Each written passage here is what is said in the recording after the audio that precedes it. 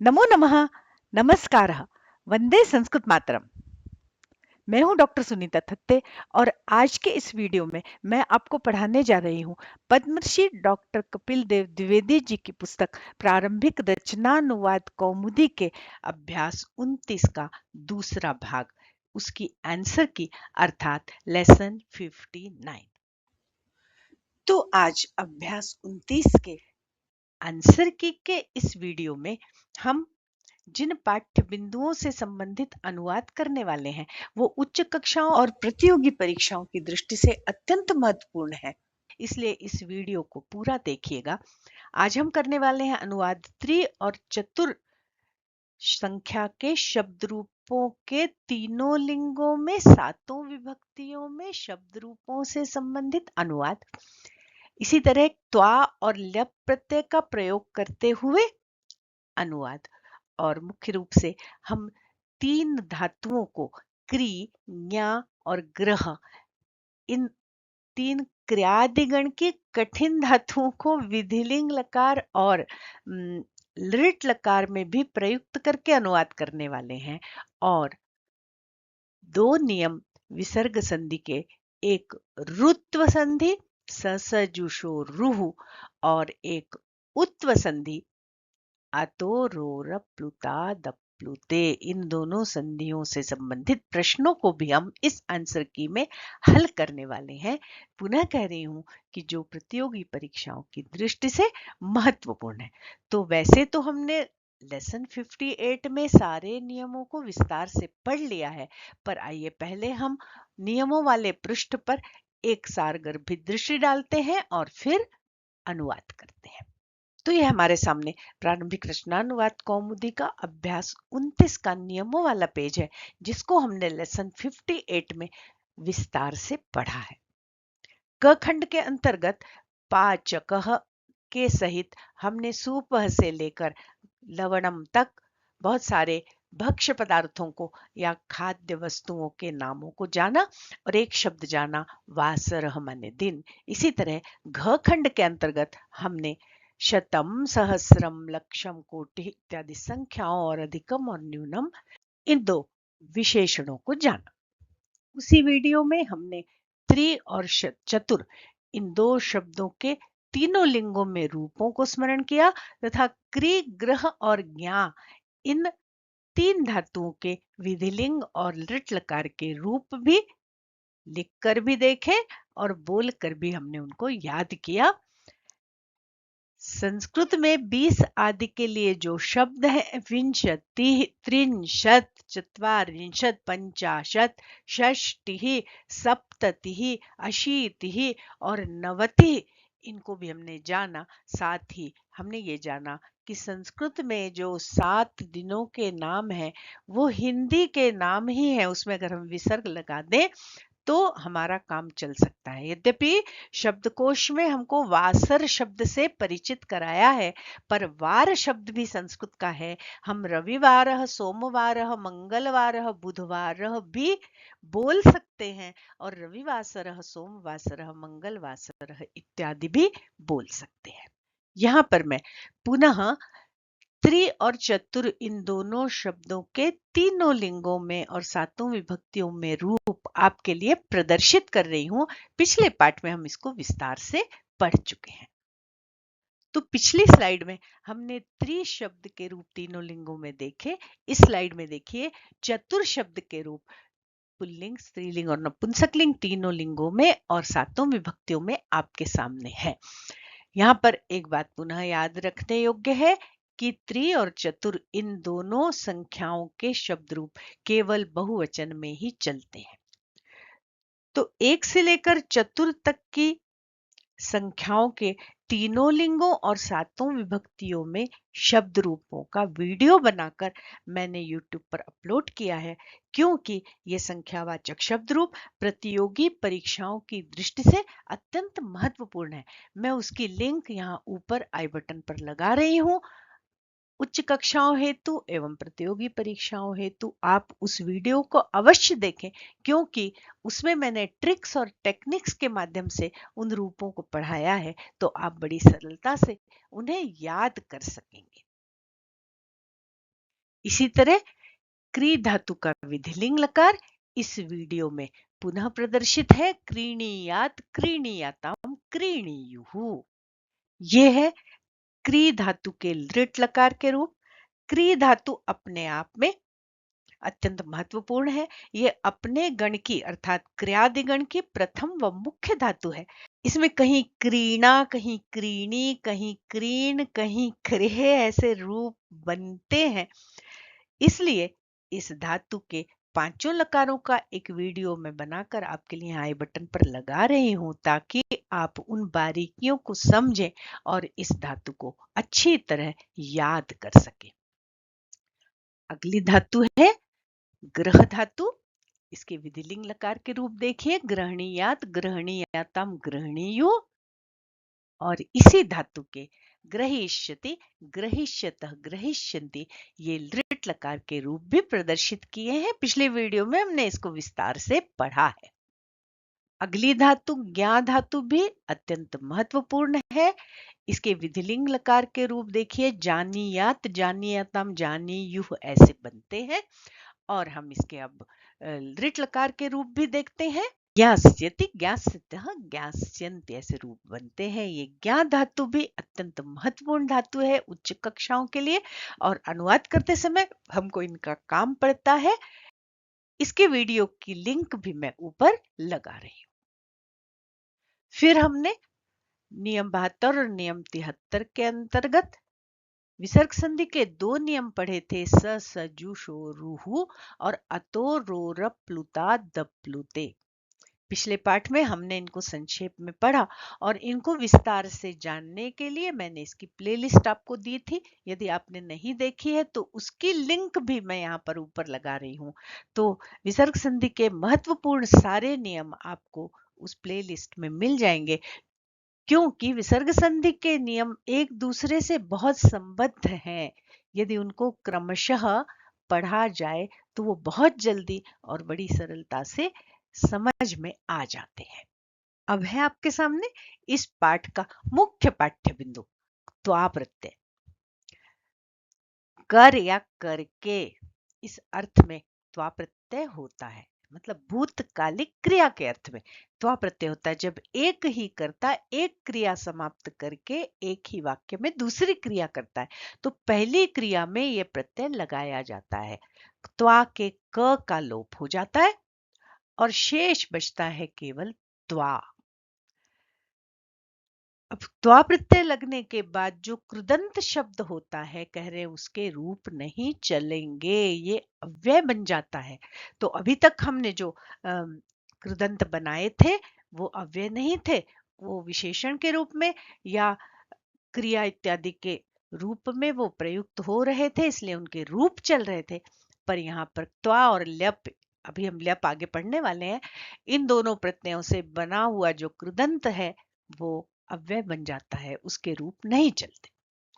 तो कैसे बनते हैं रूप देखिए, पढ़कर पठित्वा, क्रू कृत्वा, रू ऋत्वा, लिख लिखित्वा, गम गत्वा, हन हत्वा, नम नत्वा, दा दत्वा, ब्रू उक्त्वा, स्वप सुप्त्वा, ग्रह ग्रहीत्वा, प्रच्छ पृष्ट्वा, वसुषित्वा, दृश दृष्ट्वा, पच पक्त्वा, खाद खादित्वा, पापित्वा और लब लब्ध्वा ऐसे रूप बनते हैं।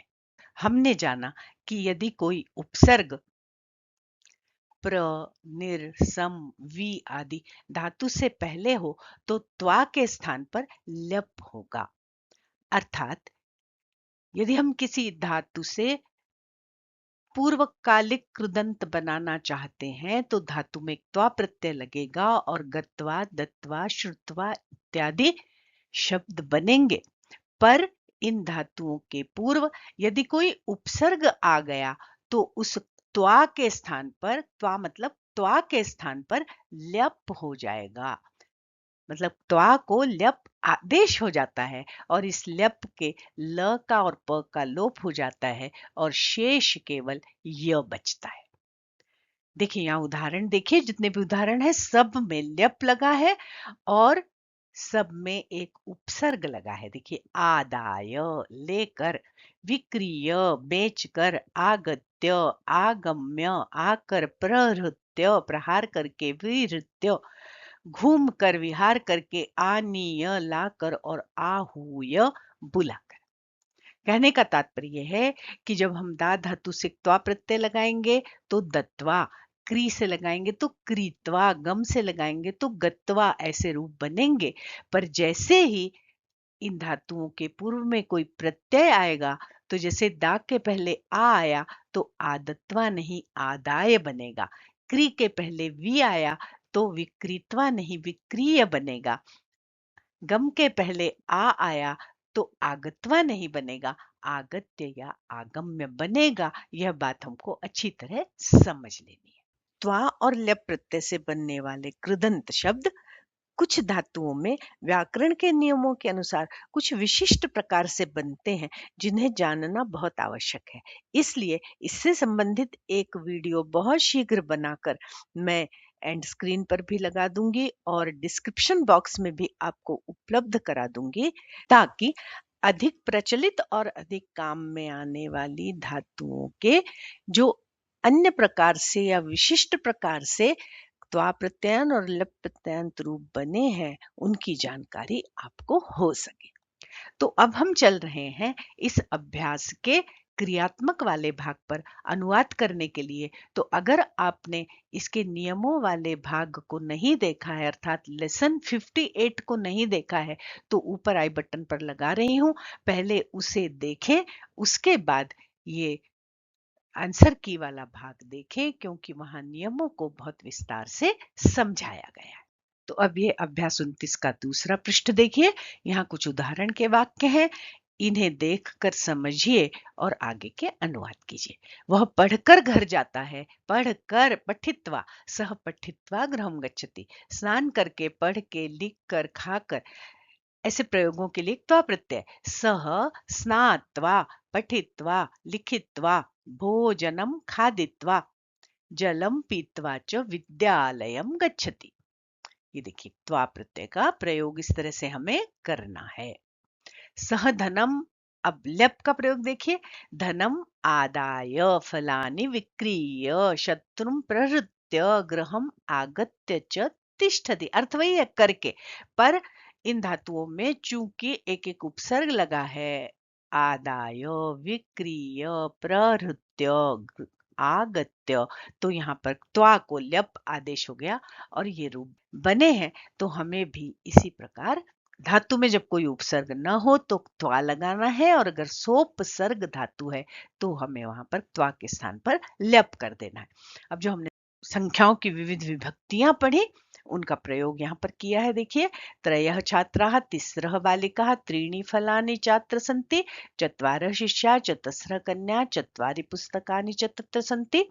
और जो क्री, ग्रह और ज्ञा धातुएं पढ़ी है, उसका प्रयोग विधिलिंग लकार में और लृट लकार में यहाँ किया है। वस्त्रम क्रीणीयात, पुस्तकम गृहणीयात, धर्म जानीयात च, और सह पुस्तकम क्रेष्यति, वस्त्रम ग्रहिष्यति और धर्मम ज्ञास्यति। चलिए अब चलते हैं अगले बिंदु पर। उससे पूर्व यदि वीडियो पसंद आया है तो इसे लाइक करें, अपने अच्छे कमेंट्स और प्रतिक्रियाएं दें, अपने छात्रों और मित्रों के साथ इसे शेयर करें, और हाँ, सब्सक्राइब करना न भूलें। साथ ही इसे हाइप भी अवश्य करें। इस प्रकार संस्कृत के प्रचार प्रसार में आप मेरे सहयोगी बन सकते हैं। अब यह अनुवाद करने के लिए निर्देश है, संस्कृत बनाओ। आइए हमने इन वाक्यों को अलग स्लाइड पर लिया है।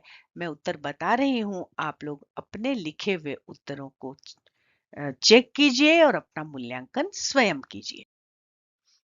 छात्र पाठ पढ़कर, लेख लिखकर, भोजन खाकर और जल पीकर विद्यालय जाता है। हमें त्वा प्रत्यय का प्रयोग करके वाक्य बनाने थे।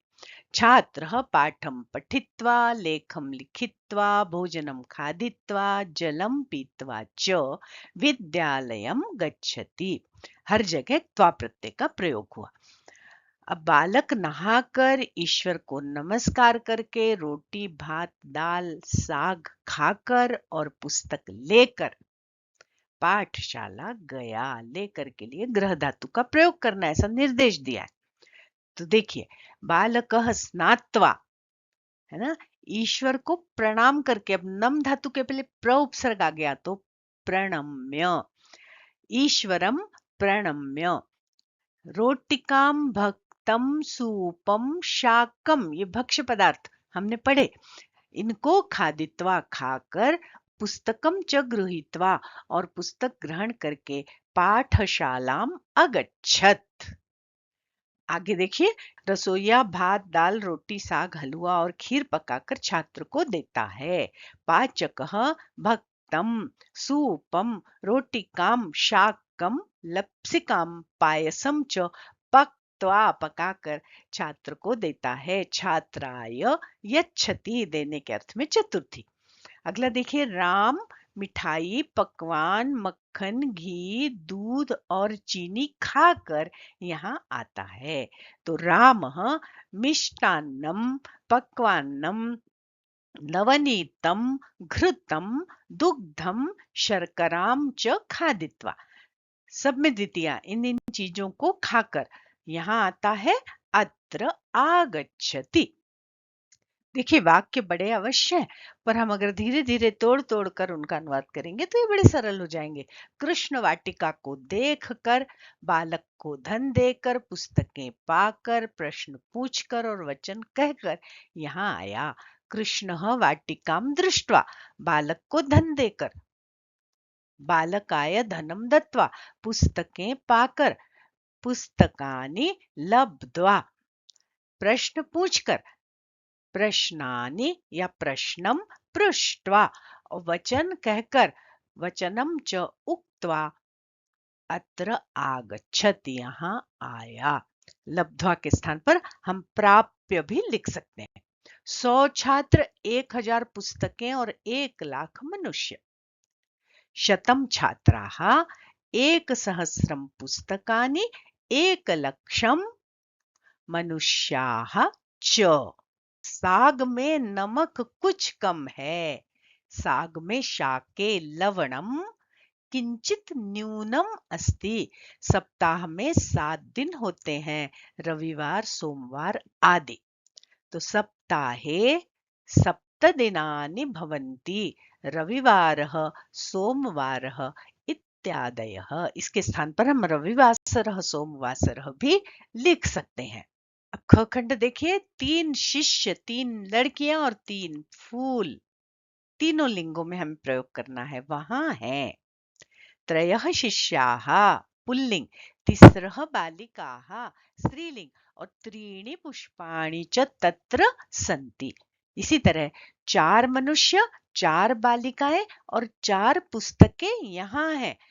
तो 4 मनुष्य, चत्वारः मनुष्याः, 4 बालिकाएं, चतस्रः बालिकाः, 4 पुस्तकें, चत्वारि पुस्तकानि च यहाँ हैं, अत्र सन्ति।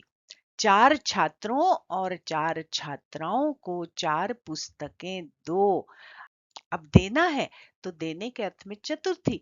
तो छात्रों को और छात्राओं को दोनों में चतुर्थी लगेगी, तो चतुर शब्द में भी हम चतुर्थी लगाएंगे और हमारा वाक्य बनेगा, चतुर्भ्यः छात्रेभ्यः चतस्रभ्यः छात्राभ्यः च चत्वारि पुस्तकानि यच्छ।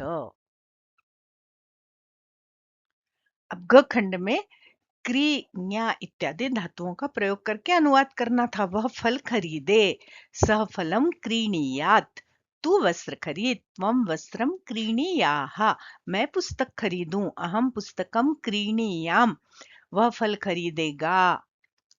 सह फलम क्रेष्यति, वह धर्म को जाने, मतलब विधिलिंग लकार लगाना है, जानना चाहिए। सह धर्म या धर्मम जानियात, ये धर्म शब्द उभयपदी है। अशुद्ध वाक्यों का शुद्धिकरण। इसके अंतर्गत यहाँ अशुद्ध वाक्य नहीं दिए हैं, कुछ अशुद्ध पद दिए हुए हैं जो असावधानीवश हम लिख देते हैं और उसके शुद्ध रूप भी यहाँ दिए हुए हैं। जैसे पा धातु से पात्वा नहीं बनता, नम धातु से नमित्वा और ग्रह धातु से ग्रहित्वा ऐसा रूप नहीं बनता, वरन पीत्वा नत्वा और गृहीत्वा ऐसे पद बनते। इसी तरह दृश धातु से पश्यत्वा या दा धातु से दात्वा या ब्रू से ब्रूत्वा ऐसा रूप नहीं बनता। दृष्टवा, दत्वा और उक्त्वा ऐसे रूप बनते। देखिए ये जो प्रारंभिक रचनानुवाद कौमुदी है, इसके परिशिष्ट में कुछ त्वा प्रत्ययांत और लप प्रत्ययांत पदों की एक तालिका दी हुई है। मैं उस तालिका का स्क्रीनशॉट यहाँ पर डिस्प्ले कर दूंगी। आप लोग उसका स्क्रीनशॉट ले सकते हैं या वहां पर पॉज करके आप महत्वपूर्ण पदों को अच्छे से जान लें ताकि लिखते समय गलतियां न हो। अब चौथा प्रश्न देखिए। क खंड में कह रहे हैं दो ग को बहुवचन में बदलो। तो हमने अभी एक वचन में जो वाक्य बनाए हैं उनको बहुवचन करना है। ख और ग को भी देख लीजिए। त्रिचतुर के तीनों लिंगों के पूरे रूप लिखो, ये हम पूर्व में लिख चुके हैं। इसी तरह क्री, ग्रह और ज्ञा के विधिलिंग और लट के रूप लिखो, यह भी हम पूर्व में लिख चुके हैं। तो आइए अब इस क खंड को हल करते हैं, दो ग को बहुवचन में बदलते हैं। तो ये हमारे सामने पूर्व में हमने अभी जो अनुवाद किए हैं दो ग के अंतर्गत वो लिखे हुए हैं, एक वचन में हैं ये सारे, इनको बहुवचन में बदलना था। सह फलम क्रीणीयात, तो सह का बहुवचन ते फलम और क्रीणीयात का बहुवचन क्रीणीयुः। ते फलम क्रीणीयुः, फल को भी आप बहुवचन में ले जा सकते हैं। ते फलानि क्रीणीयुः। त्वं वस्त्रं क्रीणीयाः, यूयं वस्त्रं क्रीणीयात या यूयं वस्त्राणि क्रीणीयात। अहं पुस्तकं क्रीणीयाम, वयं पुस्तकं क्रीणीयाम या वयं पुस्तकानि क्रीणीयाम। सः फलं क्रेष्यति, ते फलं क्रेष्यन्ति। सः धर्म जानीयात या सधर्मं जानीयात। सः धर्म या धर्मम जानीयात, ते धर्म या धर्मम जानीयुः। देखिए यहाँ पर बहुवचन मैंने इसलिए नहीं किया है कि हमको कर्ता और क्रिया पर ध्यान केंद्रित करना था, इसलिए कर्ता और क्रिया को ही बहुवचन में ले जाना अधिक उपयुक्त मुझे लगा। पर आप चाहें तो कर्म को भी बहुवचन में ले जा सकते हैं। चलिए आगे कह रहे हैं इनके एक त्वा प्रत्यय लगाकर रूप बनाओ और कुछ धातुएं दी हुई है। तो आइए अगली स्लाइड पर इस प्रश्न को हल करते हैं। पठधन्त्वा पठित्वा, लिखत्वा लिखित्वा, गम्त्वा गत्वा, हन्त्वा हत्वा, स्नात्वा स्नात्वा, खादत्वा खादित्वा, पचत्वा पक्त्वा ऐसे रूप बनते हैं। देखिए जो सेट धातुएं हैं, मतलब हम ऋट लकार बनाते समय जिनमें ई लगाते हैं प्रायः उन धातुओं में यहाँ त्वा प्रत्यय में भी ई आ जाती है। दृश्यत्वा दृष्ट्वा, लभक्त्वा लब्ध्वा, पृच्छत्वा पृष्ट्वा, ब्रूक्त्वा उक्त्वा, वसक्त्वा उषित्वा, ग्रहत्वा गृहीत्वा, दाक्त्वा दत्त्वा और पाक्त्वा पीत्वा ऐसे रूप बनते हैं। तो परिशिष्ट की सूची को देखकर आप इन रूपों को अवश्य याद कर लें। अगला प्रश्न देखिए। संधि करो। क और ख दो खंड हैं। दो खंड के अंतर्गत हमने जो दो संधियां पढ़ी उन नियमों का पालन करते हुए संधि करना थी। तो क खंड में नियम लग रहा है अतो रो रप्लुता दप्लुते माने उत्व संधि का, और ख खंड में नियम लगेगा स सजुषो रुह मतलब रुत्व संधि का। देखिए कह धन अपि कोपि, देवः धन अधुना देवोधुना, सह धन अयम सोयम और रामः धन अवदत् रामो वदत्। विसर्ग को उ और फिर गुण संधि से अ और उ मिलकर ओ हो गया और अ का पूर्व रूप हो गया और उसकी सूचना देने के लिए अवग्रह लग गया। अब यहाँ पर रुत्व विधान हरिः धन अगच्छत माने विसर्ग के ठीक पूर्व में अगर आ को छोड़कर दूसरा कोई वर्ण है तो विसर्ग के स्थान पर र हो जाता है। ये नियम ऐसा कहता है। तो हरिः धन अगच्छत हरिरगच्छत, शिशुः धन आगच्छत शिशुरागच्छत और पितुः धन इच्छा पितुरिच्छा। तो इस तरह से हमारी इस पुस्तक प्रारंभिक रचनानुवाद कौमुदी का अभ्यास 29 यहाँ पर समाप्त होता है। बहुत शीघ्र हम मिलेंगे प्रारंभिक रचनानुवाद कौमुदी के अंतिम पाठ अर्थात अभ्यास 30 के साथ। अब ये सारे पाठ आपको एक ही प्लेलिस्ट में उपलब्ध हैं। मैं उस प्लेलिस्ट को एंड स्क्रीन पर लगा रही हूँ और डिस्क्रिप्शन बॉक्स में भी दे रही हूँ। अब आप क्रमशः पूरी पुस्तक का अध्ययन इन वीडियोस को देखकर कर सकते हैं। आज के लिए बस इतना ही। आशा है कि आज के इस वीडियो में पढ़ाई गई सारी अवधारणाएं आपको बहुत अच्छी तरह से समझ में आ गई होंगी। बहुत शीघ्र मिलते हैं इसी तरह की किसी नूतन अवधारणा के साथ। तब तक के लिए नमस्कार। जयतु संस्कृतम, जयतु भारतम, पुनर्मिलामः।